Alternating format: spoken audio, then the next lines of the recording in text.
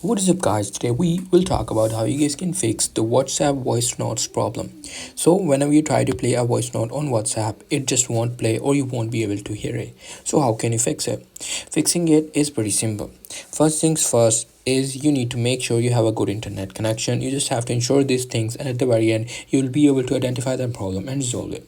First things is you need to make sure your internet is working. For that, you can go to YouTube or Google and check if your internet is working fine. Now the second thing is just make sure the WhatsApp is working for everyone, because sometimes there are like official outage where everyone's WhatsApp is not working and people think that it is only their case. So you just have to make sure, ask your friend, just try to use it on a different phone if it is working or not. Now once you identify that and it is working on the other device, there could be a problem in your WhatsApp app. So in that case, you just simply have to reinstall it. Just hold press it, tap on this remove app and then uninstall it, and then go back to App Store, download it once again, and then once you've downloaded it, you will easily be able to log in back with your phone number. So that's very much it. That's how we'll be able to do it. Hope you guys find this video helpful.